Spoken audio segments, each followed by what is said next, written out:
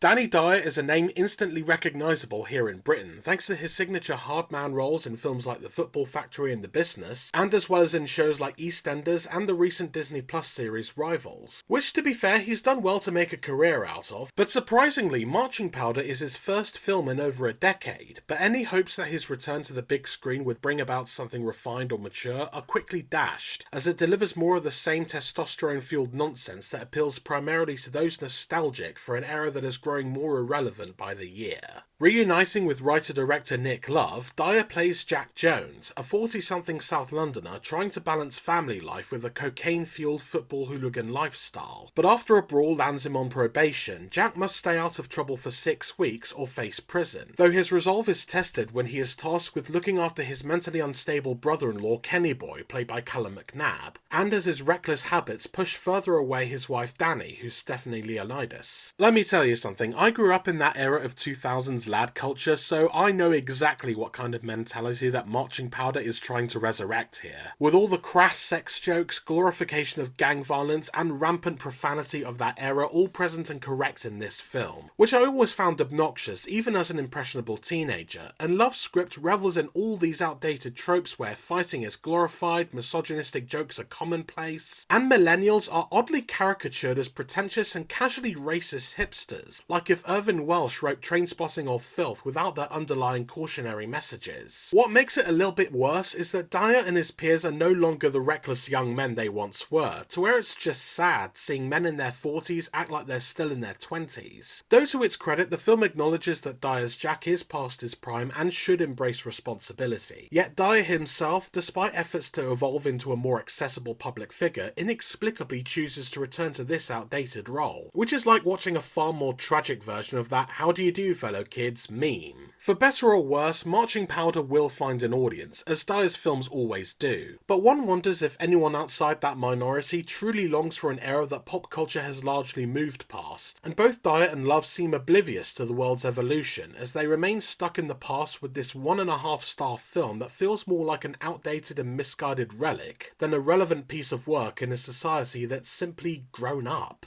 Visit the Film Feeder website to read my more detailed review, but for now, thanks for watching, please like and subscribe for more reviews, and I'll see you next time.